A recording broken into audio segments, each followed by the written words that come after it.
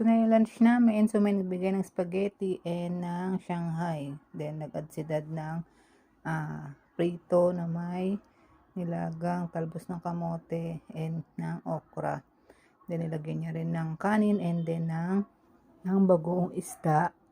Kaya lang natapon yun dito sa kwarto. Kaya, napagalitan ako ni Dad and no choice kundi maglinis tayo. So, yan yung mga minirienda ko, no?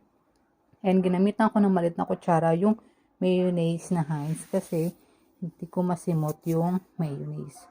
So, nag-cellphone lang ako, nood ng mga vlogs, and medyo tuyo na yung buhok natin dahil nakaligo na ako kanina mga tanghali. Ngayon lang ako nakapagsuklay. So, pinapatay ko yung ilaw, and umalis na si Dad kasi meron pa siyang turo sa college.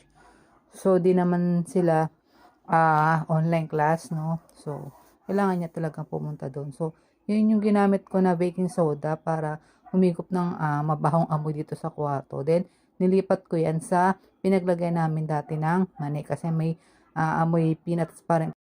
Kasi yung garapon na yan kasi dyan ko ilalagay o isasalin yung Ovaltine powder.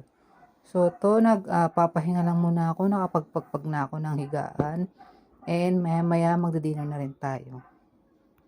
Ito na yung dinner namin. So, bumili lang si Mamang ng pritong manok. So, yan. Yan yung dinner namin. Sabay kami kumakain ni Mamang dyan kasi wala pa si Dad. Mga 7 pa siya darating.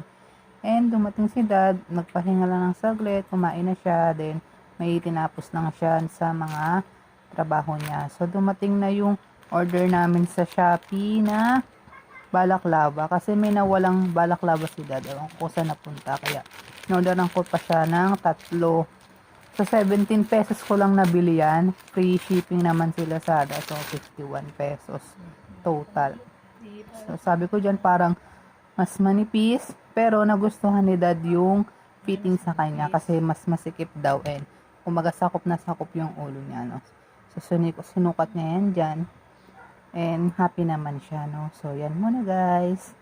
Bye-bye.